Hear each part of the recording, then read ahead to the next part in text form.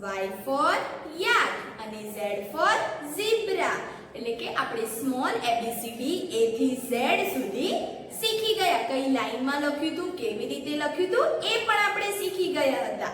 અને આપણે capital letter A થી Z સુધી પણ શીખી ગયા છે. ફરીથી આજે આપણે એનું રિવિઝન કરીશું. તો અહીંયા મેં 4 લાઈનના બોક્સ બનાવ્યા છે.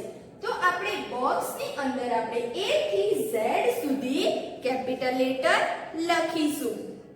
કેપિટલ લેટર આપણે શીખ્યા હતા, પણ આપણે કઈ લાઈનમાં લખતા હતા? તો પિંક લાઈન થી બ્લુ લાઈન સુધી આપણે A થી Z પિંક લાઈન થી બ્લુ લાઈન ની અંદર આપણે લખવાના છે. તો આજે આપણે આ બોક્સની અંદર લખીશું. તો પિંક લાઈન થી બ્લુ લાઈન સુધી આપણે લખીશું. તો A for apple,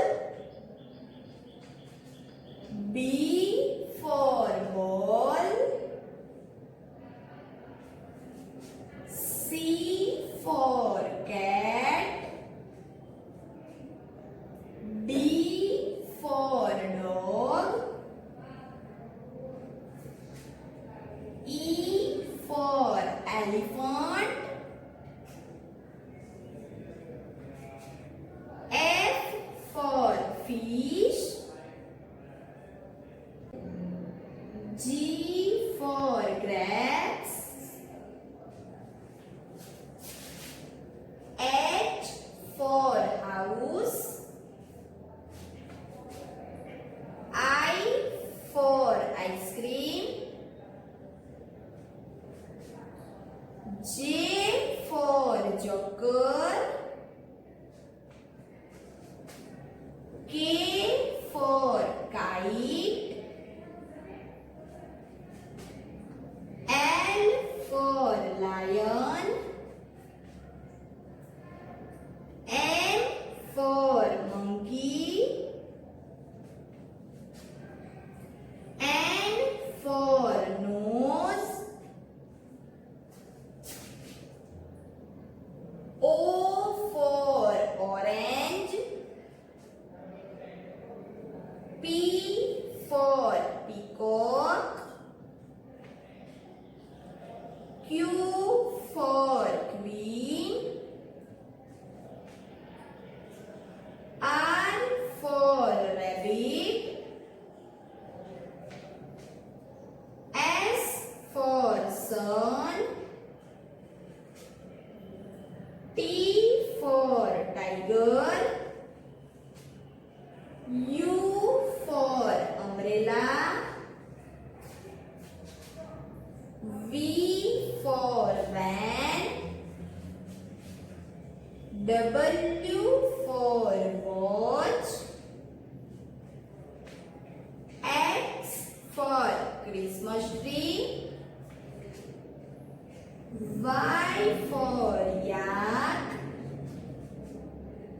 Z for zebra. તો આ કેપિટલ લેટર આપણે A થી Z સુધી શીખી ગયા. કઈ લાઈનમાં લખ્યું છે? પિંક લાઈન થી બ્લુ લાઈન. A થી Z સુધીના બધા જ લેટર આપણે પિંક લાઈન થી બ્લુ લાઈનમાં લખ્યા છે.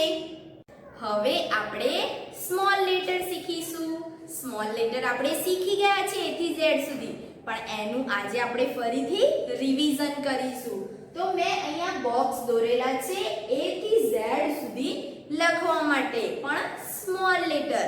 તો આપણે અહીંયા સ્મોલ લેટર લખીશું. જે લેટર લખીશું એ લાઈન હું તમને સમજાવીશ કે કઈ લાઈનમાં લખીએ છે. તો હું સ્મોલ લેટર લખું છું. A for apple. એપલ કઈ લાઈનમાં A for લખીશું? બંને બ્લુ લાઈનની વચ્ચે. તો A for apple. B for ball. B for ball કઈ લાઈનમાં લખીશું? પિંક લાઈન થી બ્લુ લાઈનમાં. B for ball. C for cat. બંને બ્લુ લાઈનની વચ્ચે લખીશું. C for cat. D for dog. એ આપણે પિંક લાઈન થી બ્લુ લાઈનમાં લખીશું. D for dog. E for elephant. E for elephant એ બંને બ્લુ લાઈન ની વચ્ચે લખીશું. E for elephant. F for fish એ આપણે પિંક લાઈન થી બ્લુ લાઈન માં લખીશું. F for fish. G for grapes. G for grapes આપણે કઈ લાઈન માં લખીશું? બ્લુ લાઈન થી નીચેની પિંક લાઈન સુધી. બ્લુ લાઈન થી નીચેની પિંક લાઈન સુધી. G for grapes. હવે H. H for house. કઈ લાઈન માં આપણે લખીશું? પિંક લાઈન થી બ્લુ લાઈન માં. H for house. I for ice cream. I આપણે કઈ લાઈન માં લખીશું? I for બંને બ્લુ લાઈન ની વચ્ચે. I for ice cream. J for joker.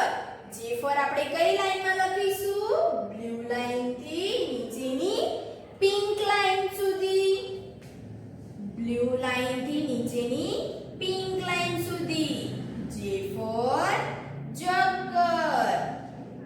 હવે આગળ K for kite. આપણે કઈ લાઈન માં લખીશું? પિંક લાઈન થી બ્લુ લાઈન માં. K for kite. L for lion. L for lion કઈ લાઈન માં લખીશું? પિંક લાઈન થી બ્લુ લાઈન સુધી. L for lion. M for monkey. M for monkey આપણે કઈ લાઈન માં લખીશું?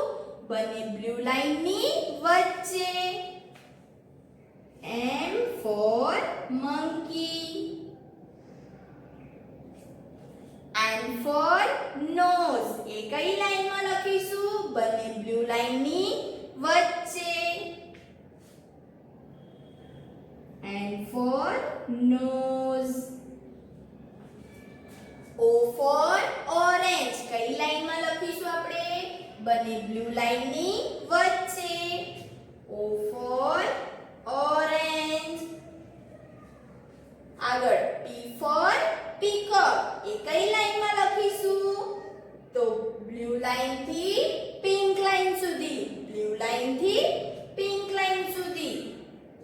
P for peacock. Q for queen.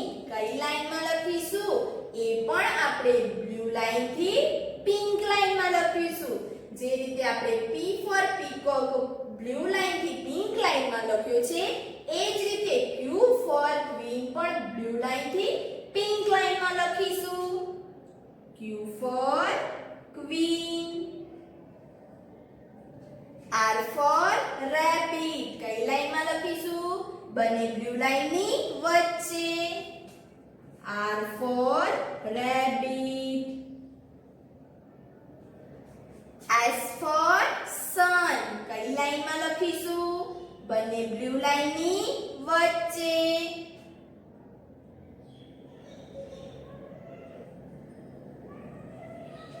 T for tiger. એ કઈ લાઈન માં લખીશું? પિંક લાઈન થી બ્લુ લાઈન માં. T for tiger. U for umbrella. એ કઈ લાઈન માં લખીશું? બંને બ્લુ લાઈન ની વચ્ચે.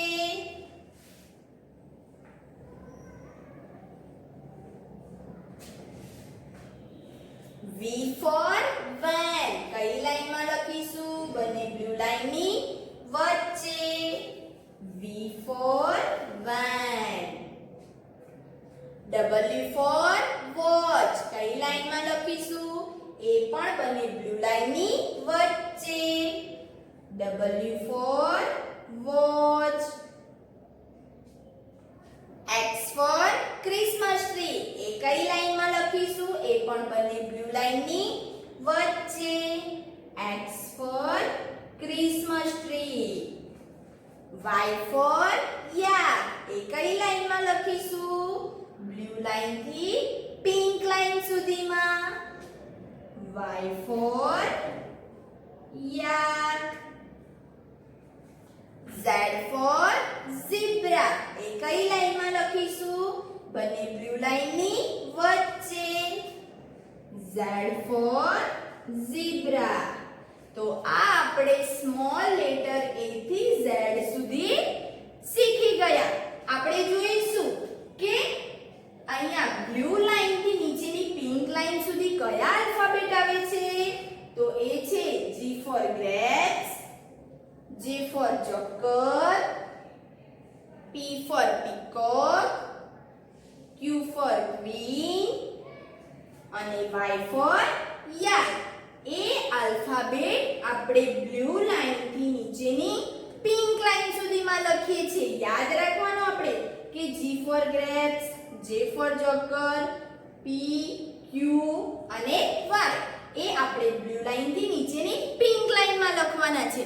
એ યાદ રાખીશું તો બીજા બધા જ આલ્ફાબેટ આપણને આવડી જશે. તો આજે આપણે કેપિટલ લેટરનું રિવિઝન કરી દીધું અને સ્મોલ લેટરનું પણ રિવિઝન કરી દીધું. આ બંને તમારે તમારી વર્કબુકની અંદર લખવાનું છે. Thank you.